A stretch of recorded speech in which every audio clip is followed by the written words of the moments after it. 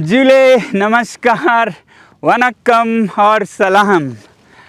अभी मैं दोस्तों हमारे स्कूल के सामने के पहाड़ी के टॉप पर पहुंच रहा हूं, जिसे हम सेकमोल माउंटेन कहते हैं। और यहाँ पर मैं आपको एक बहुत ही दिलचस्प टेक्नोलॉजी की कहानी बताने जा रहा हूं, जो कि शायद दुनिया में पहली बार हो रहा है और भारत में हो रहा है। भारत की टेक्नोलॉजी है। पर्यावरण की दृष्टि से देखें तो ये इंटरनेट और टेलीकम्युनिकेशन की टेक्नोलॉजी इलॉन मस्क के स्टारलिंक या अमेज़न के जो सैटेलाइट बेस्ड इंटरनेट टेक्नोलॉजी है, उससे भी कहीं बेहतर हो सकती है। ऐसा क्यों कह रहा हूँ? क्योंकि ये स्टारलिंक के सैटेलाइट्स, गूगल के बलून्स और अमेज़न के सैटेलाइट्स, ये बहुत प्रदूषण के कारण हैं पृथ्वी पर, और बल्कि अंतरिक्ष में भी ये अंतरिक्ष को एक गार्बेज डंप, स्पेस गार्बेज से भर रहा है। SpaceX Starship, world's biggest rocket, it successfully blasted off from Texas on Thursday evening. However, it exploded during its first flight. For almost 60 years, we've launched rockets and spacecraft into Earth's orbit. But now, thousands of objects, from tiny screws and bolts to dead satellites, encircle the Earth, transforming the space above us into a junkyard. और ऐसे में लद्दाख में experiment हो रहा है एक mountain top optical wireless communication technology के बारे में। और इस टेक्नोलॉजी के कारण प्रदूषण, एमिशन, पोल्यूशन, जो कन्वेंशनल टावर टेक्नोलॉजीज़ हम यूज़ करते हैं, उनसे भी कई गुना कम होता है, और कवरेज कई गुना ज़्यादा, और उसके वजह से दाम कई गुना कम। मैं आपको बताता हूँ ये टेक्नोलॉजी क्या है। पहले देखिएगा, वो है हमारा स्कूल, सेकमोल स्कूल, जो नीचे सिंधु नदी के किनारे दिख रहा है। बहुत ही सुंदर जगह है और बहुत ही शांत है, शहर से बहुत दूर है, शोर शराबा से दूर। और 2 साल पहले तक हम इंटरनेट से भी दूर, खामोश और खुश थे। मगर फिर कोविड आया और सब बदल बदल गया। शिक्षा ऑनलाइन हो गई, पुस्तक ऑनलाइन, शिक्षक ऑनलाइन। तो ऐसे में हमें ज़रूरत महसूस हुई इंटरनेट की।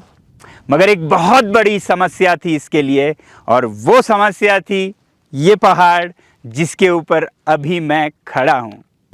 तो ये है लद्दाख का सेकमोल अल्टरनेटिव स्कूल, जहाँ पर बच्चे हर विषय को करके सीखते हैं, एक्सपीरियंशियल यानी कि अनुभव से सीखते हैं। और यहाँ पर इंटरनेट का कनेक्टिविटी बिल्कुल नहीं था, और उसका कारण हमें बताया गया वो पहाड़ हैं जिसे हम सेकमोल माउंटेन कहते हैं, जिसके ऊपर मैं अभी खड़ा था। तो इसके वजह से, क्योंकि हम इसके पीछे हैं, सिग्नल्स नहीं आते थे।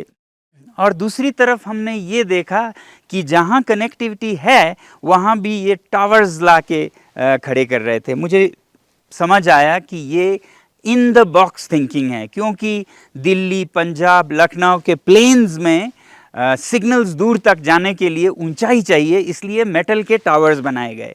तो मैंने ये सोचा कि ये जो पहाड़ी है, इसको हम एक ऑब्स्ट्रक्शन या प्रॉब्लम की तरह क्यों देख रहे हैं? ये तो अपॉर्चुनिटी हो सकता है, ये समस्या नहीं समाधान। इससे बड़ा टावर भला दुनिया में क्या हो सकता है? ये जो छोटे टॉय टावर्स हैं, ये तो 60 फुट 70 फुट हैं, और ये 600-700 फुट का हमारा सबसे बड़ा टावर। तो एक तरह से जहां इलॉन मस्क सैटेलाइट्स भेज रहा है या फिर गूगल बलून्स भेज रहा है, हमारे यहाँ पहाड़ों में बहुत कमियां हैं, मुश्किलातें हैं, मगर हमारे एसेट्स हैं ये पहाड़, जो कि आपके सबसे बड़े टावर्स हैं या कहिए सैटेलाइट पॉइंट्स हैं। तो इस पर अगर हम सिग्नल ट्रांसमीटर्स और रिसीवर्स लगाएं तो ये पूरा उसके कवरेज में आ जानी चाहिए। तो इसके लिए हमने टेलीकॉम कंपनीज से कहा कि आप पहाड़ को टावर क्यों नहीं बनाते। तो उन्होंने पहली बात तो ये कहा कि ये तो हमने सोचा नहीं, हम तो टावर ही करते हैं जहाँ भी हो, पंजाब में, दिल्ली में। मैंने कहा कि यहाँ तो टावर का बाप है, तो क्यों आप छोटे लोहे के टावर्स लेंगे। तो फिर वो सोचने लगे और बोलने लगे कि हम पहाड़ को टावर कैसे बनाएंगे, वहाँ पर तो हमें पावर सिस्टम ले जाना बहुत मुश्किल होगा क्योंकि हर टावर पे 7 से 10 किलोवाट का पावर चाहिए। तो पहली बात तो मैंने कहा कि टेक्नोलॉजीज़ बहुत बदल रही हैं, क्या आपको पक्का 7 किलोवाट का एक जनरेटर ले जाना पड़ेगा? क्या छोटे पावर कंज्यूमिंग सिस्टम्स नहीं हो सकते जो कि सोलराइज कर सकते हैं, सोलर पैनल्स और बैटरी बैंक से कर सकें? और श्योर इनफ तब मैं रिसर्च करने लगा और मुझे पता चला लाईफाई और ऑप्टिकल वायरलेस कम्युनिकेशंस टेक्नोलॉजीज़ के बारे में। और अपने भारत में ही एक कंपनी इस पर काम करती है, उनका नाम है नवटेक, गुजरात में। तो हमने उनसे संपर्क किया और वो बहुत ही खुशी से हमारे साथ कोलैबोरेट करने को तैयार हुए। तो अब हमारे पास टेक्नोलॉजी था ऐसे एक लाइट बेस्ड, जिसमें light flickering of the light से ही इंटरनेट के सिग्नल्स चले जाते हैं और पावर 10 किलोवाट के जगह पे 100 वाट 200 वाट इतना ही था। तो इसका मतलब है अब हम इतना पावर तो सोलर पैनल से कर सकते हैं और उसके लिए पावर बैंक्स, बैटरीज बना सकते हैं। मगर तब टेलीकॉम कंपनीज ने फिर कहा कि ये टेक्नोलॉजी तो नया है, मगर फिर हम पहाड़ के ऊपर बैटरीज को कैसे मेंटेन करेंगे? वहाँ तो -30 -40 का तापमान होता है और हमारे बैटरीज जम जाएंगे, फट जाएंगे। हमने कहा हर समस्या का एक समाधान होना चाहिए। अगर हमने घरों को बिना किसी फायर के, हीटिंग के +20 पर रखा -20 में, तो हम बैटरीज को भी +10 15 पर रख सकते हैं। हमारे पास टेक्नोलॉजी है, चाहे फिर वहाँ -30 या 40 हो।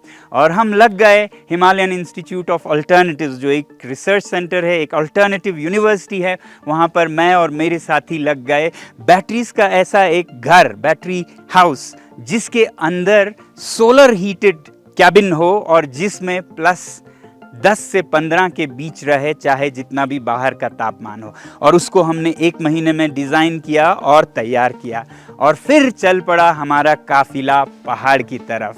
हमारे सारे स्टूडेंट्स और टीम उस पावर बैंक को, जो कि हमने यहीं पर डेवलप किया, और फिर नवटेक का लाईफाई टेक्नोलॉजी जो मेड इन इंडिया है, सब कुछ इंडियन कंपोनेंट्स के साथ हम उस पहाड़ पर एक्सपीडिशन पर निकल पड़े। आप में से कुछ को याद भी होगा, हम लगातार ट्वीट कर रहे थे हम जिस चरण पर पहुंच रहे थे, और ऊपर हम पहाड़ पर इस सिस्टम को इंस्टॉल करने लगे।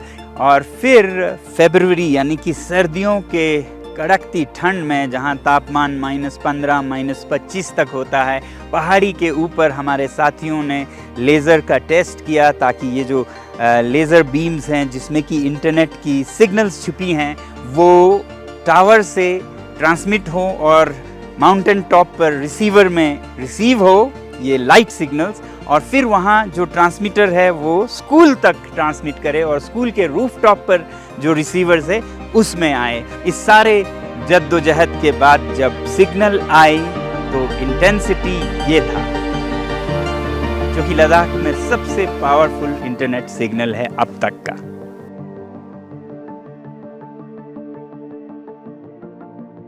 तो ये ऑप्टिकल वायरलेस कम्युनिकेशन टेक्नोलॉजी जिस पहाड़ से हमें समस्या थी, उसी पहाड़ को ये समाधान बनाता है, उसी को दुनिया का सबसे बड़ा टावर बनाता है, जिसके सामने कोई भी टावर बोना दिखे।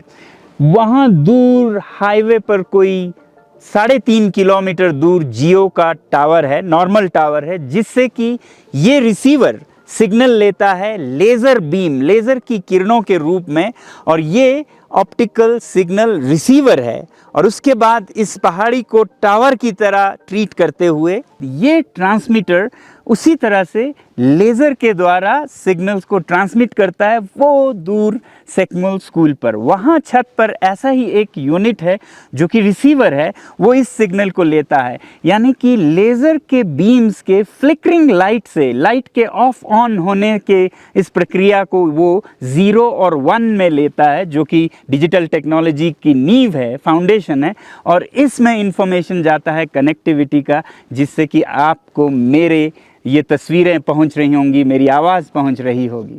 और यहाँ पर ये है रिसीवर, जिसमें ऑप्टिकल कम्युनिकेशन यानी थ्रू लेज़र लिया जाता है, और फिर इसमें से जो सिग्नल है उसे माइक्रो सेल्स जो टावर्स के ऊपर होते हैं टेलीकॉम कंपनीज से, उसको फीड करेंगे और फिर वो रेडियो से पूरे गांव में, अगर ये किसी दूर दराज के गांव में होता तो पहाड़ के पीछे का सिग्नल उन पहाड़ से होते हुए इस रिसीवर तक आता और इससे फिर सिग्नल लेके पूरे गांव में आपके मोबाइल फ़ोन्स पर सिग्नल आने लगता किसी भी टेलीकॉम कंपनी का।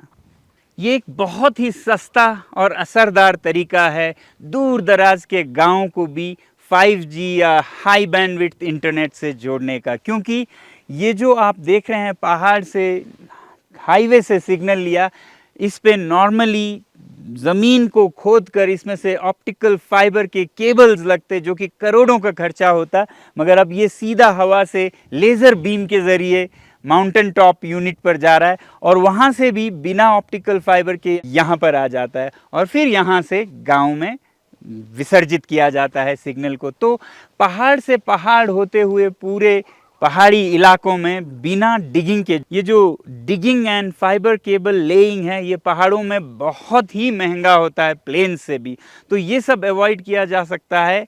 पहाड़ों को एक समस्या नहीं समाधान की तरह लेके उनको खोदने के बजाय उन पे चढ़ के उन्हें टावर बना के उससे आप सिग्नल कन्वे कर सकते हैं। कई बार हमें समस्याएं दिखते हैं समाधान के बजाय। तो पहले बताया गया कि पहाड़ पर हम 10 किलोवाट जनरेटर नहीं ले जा सकते, अब वो छोटा होके 200-300 वाट हो गया, सोलर हो गया। तो बताया गया कि पहाड़ पर बहुत ठंड है, हम बैटरीज कैसे रख सकें, उसका भी सोल्यूशन हो गया। तब उसके बाद फिर टेलीकॉम कंपनीज बोलने लगे कि हम इन पहाड़ों पर सर्विस कैसे कर सकते हैं, हमारे लोग तो लखनऊ से आते हैं, दिल्ली से आते हैं, वो तो यहाँ आपके शहर में भी सांस लेने में तकलीफ़ महसूस करते हैं, तो इन पहाड़ों पर मेंटेनेंस कैसे करेंगे।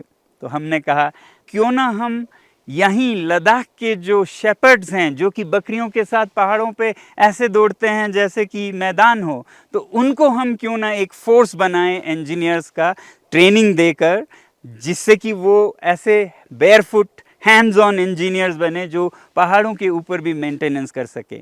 उसी तरह लद्दाख का एक इंडियन आर्मी का बहुत मशहूर यूनिट है लद्दाख स्काउट्स रेजिमेंट। उसके जो रिटायर्ड सोल्जर्स होते हैं they are so fit on all the mountains, तो उनके साथ हम क्यों ना एक इंजीनियरिंग ब्रिगेड बनाएं जिससे कि पूरे माउंटेन टॉप्स पर हम ये सर्विसेज दे सकें।